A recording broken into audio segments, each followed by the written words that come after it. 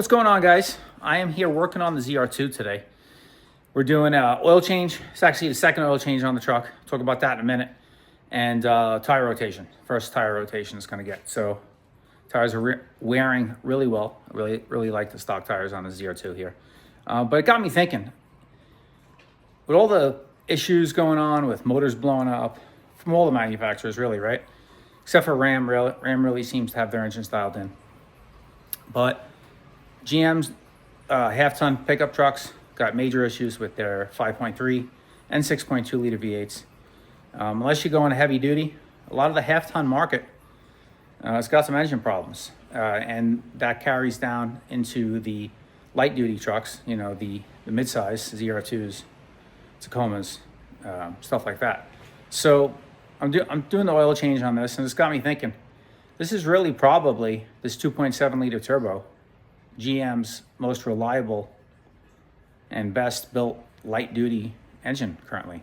Who would have thought the 2.7 turbo motor would be their best, most reliable and durable motor currently offered in their light duty trucks, meaning half-ton and mid-sized vehicles. So turn the camera around, show you what we're talking about, and you guys can leave your comments below. Let me know what you think. I know I'm sure there's going to be a bunch of haters out there and saying that this motor's a piece of crap, and that I don't know what I'm talking about, which is fine. A lot of this is opinion.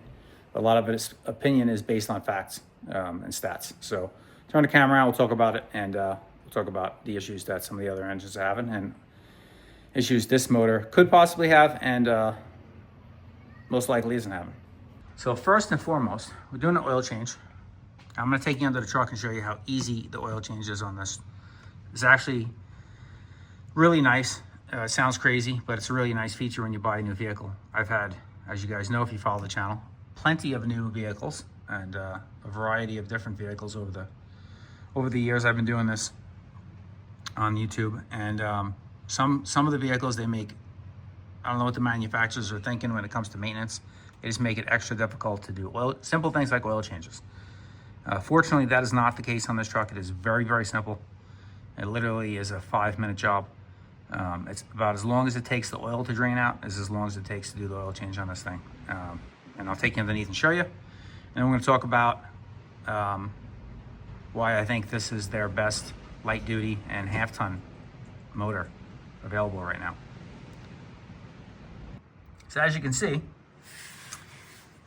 under the truck here, we got the oil draining, and this is the second oil change we've done on it. You see the oil filter is right next to it. It's an AC Delco filter.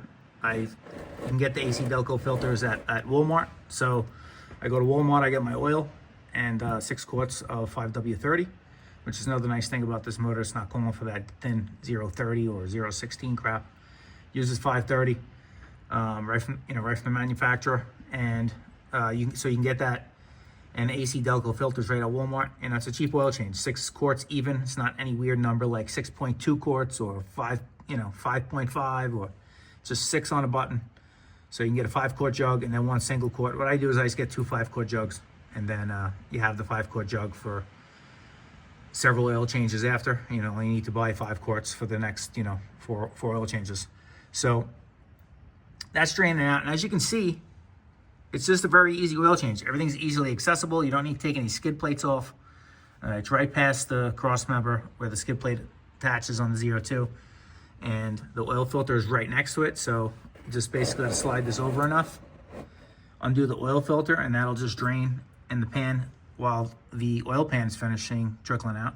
And you can just let that sit and let all the oil you can out without having to wait for it to drain, then move the pan, do the oil filter. Sometimes some of the manufacturers, the oil filter, it's pouring all over the frame. It's I crack that loose. It just drips down just past the frame a little bit, and then runs out. Take the filter off, easy peasy, no mess. If you get a drip or two maybe on there, you just wipe it off. It's done. Everything's very nice and accessible. So, and then obviously once we're done, to fill the oil, it's right here. You see on the cap, 5W30. So dump it in and you're good to go. and reset the light. Even the resetting the maintenance light on the dash, super simple. Now I have 5,700 miles on this truck on the button, 5,700 miles. I have a lot of thoughts about this truck so far in 5,700 miles, but I kind of want to reserve an overall review of the truck till at least 10,000 to kind of get a little bit more mileage on it, get a little bit more use on it, and maybe we won't wait till 10, but a few more thousand miles on it. I just want to put it through a little bit more variety of different conditions. I haven't really taken it off-road yet, so I want to do everything before I talk about my overall thoughts on the truck, its goods and bads. So I really wanted to talk about the motor here. And I think that GM, with all the issues they're having with their V8s and the half tons, and which quite honestly, you know, if you guys pay attention, you know the 6.2s are having issues with crank bearings, and that's a fairly newer issue. The 6.2s and the 5.3s have been for years having problems with lifter failures. And that's because of the direct fuel management and active fuel management systems that they've used to deactivate cylinder deactivation for EPA stuff. EPA is over the years gotten more stringent and required the manufacturers to get better EPA numbers, and so manufacturers are doing, you know, Chevy, you know, GM has been doing it for years with the cylinder deactivation, and it's a major problem in their V8s.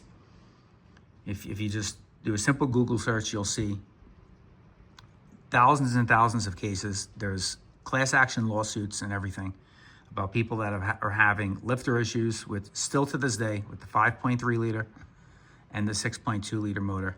The whole lifter banks will go bad. They'll fix it for you under warranty, but I've seen cases where people have had their lifter banks replaced on the left side of the engine, and then the right side goes bad, you know, several thousand miles later. They get those replaced. I've seen a couple cases where people have had their vehicle at the dealer 3 different times for lifter replacements, and because they're just replacing them with the same crappy lifters that are failing. And it's failing because the lifters are junk, and the way the cylinder deactivation works, and a combination of all that stuff, it just it's killing the lifters, and in turn you could lose a motor. But usually it's just the lifters go bad. You'll hear some loud noises, and then check engine lights will come on and all that stuff, and then you know you have a problem. Turns out you go to the dealer, and that's what it is. So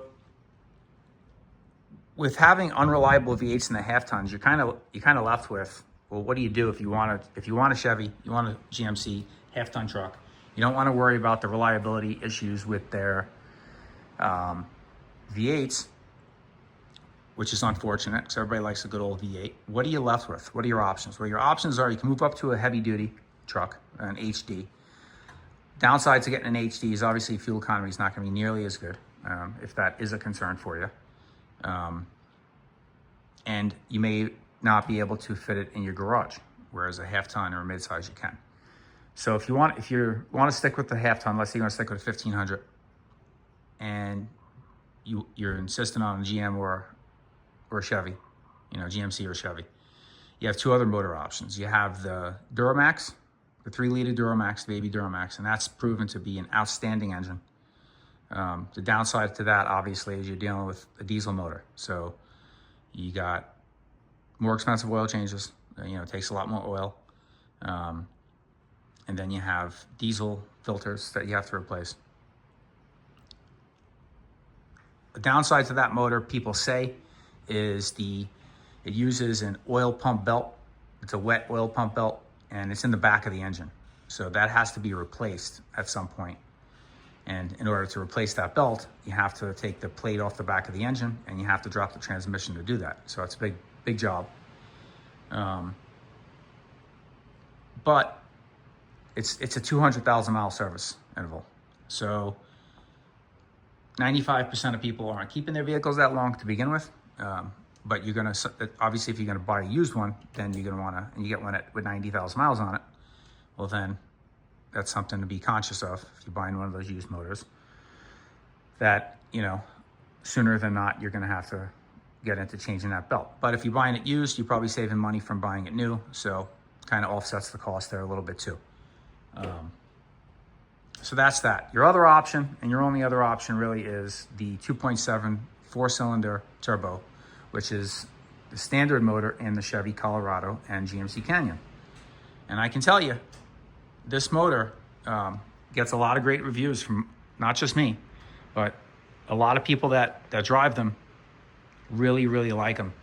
Now, they're not the best sounding motors, I will tell you that. They are and they aren't.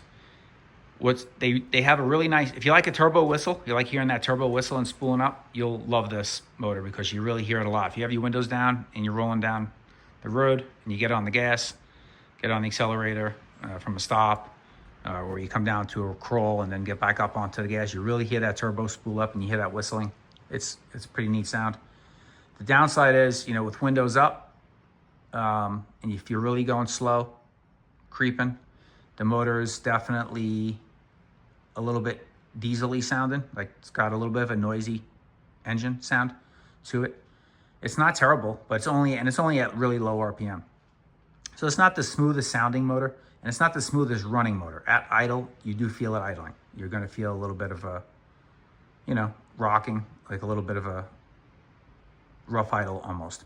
That's just standard. That's the way these things run. That's the way they idle. That's the way they balance. Now, as opposed to my Ram Hurricane I had previous to this, which is a straight 6, that motor, you didn't even feel it like it was running. You'd think the engine was stalled and shut off. That's how smooth it idled. It was the smoothest running engine I've ever experienced. But this, you are gonna feel it at idle. So that's normal if you get in one. That's just the way they idle. So if that's a downside to you, to me, I'm more worried about the stoutness of the motor and how it's built. So these motors, though, are built and were produced to be turboed. It wasn't a 4-cylinder they had, and then they said, hey, let's stick a turbo on it and, bump up the power. This was designed from the ground up to be a turbo engine.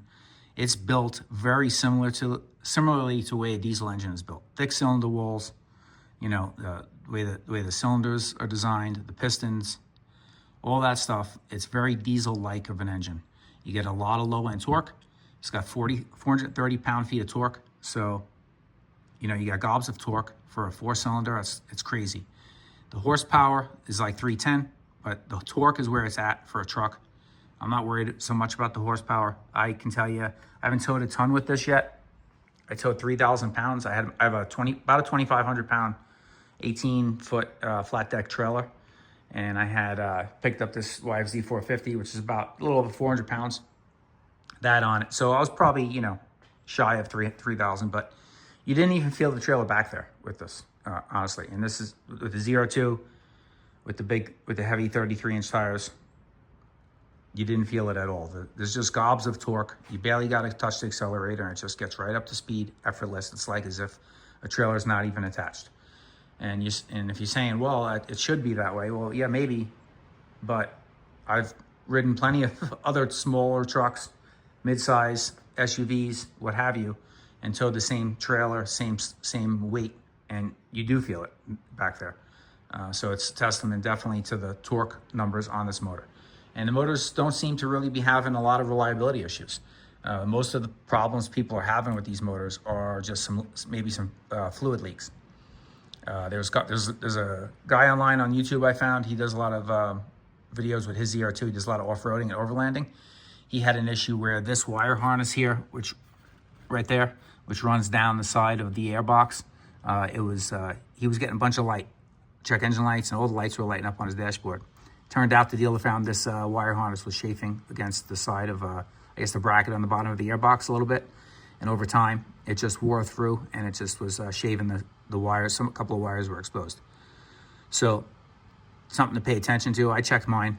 Doesn't appear to be even in a position where it could rub against anything. So maybe his was just mounted a little too tight or a little differently, or maybe they changed it, over the years of building them.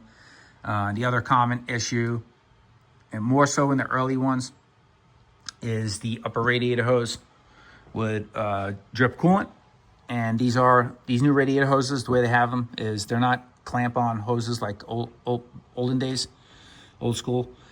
It's kind of like press fit, and there's an O-ring in there, and then there's a clip that holds it on. So those O-rings would need to be changed. That was a common problem. I have not experienced that in mine, knock on wood, fortunately. But even if you do, it's a very simple fix. You could actually do it yourself. If you drain the coolant down a little bit, you pop the hose off, put the new O-ring on, slip it back on, or you can take it to the dealer and they fix it under warranty. It's really not a big deal. But in the grand scheme of things, is a small little annoying thing, yeah, for sure. I think everything nowadays has got their own little issues, and the gremlins. But overall, this motor has been pretty stout, pretty sound, and honestly, I even get good fuel mileage with this truck. It gets way better than EPA numbers on the window sticker. Window sticker says 17 average. I average close to 19 miles per gallon, and on the freeway I get well over 21 to 22 plenty of times. So I'm very, very happy with the motor. The power numbers, the way it runs, and the fuel economy in the truck, I think to me it's perfect. So that's it. That's just my kind of 2 cents. It's easy to maintain, the maintenance wise. It seems to be pretty reliable. And so if you're in the market for a half-ton truck, this isn't really particularly about the Colorado or the Canyon. It just so happens that this is the standard motor in those. But this motor platform in that mid-sized truck, obviously that truck's going to be a lot heavier, a half-ton 1500 series truck. But if you're just looking for a good commuter truck, a good work truck, you're not towing a heavy weight with it, it's a very good, reliable platform if you want to get a GM or a Chevy in the current market. Hopefully they get their stuff together and they fix their V8s, and getting rid of the active fuel management, honestly, it probably is what's going to do it. If they get rid of all that stuff, that'll at least make the 5.3s reliable.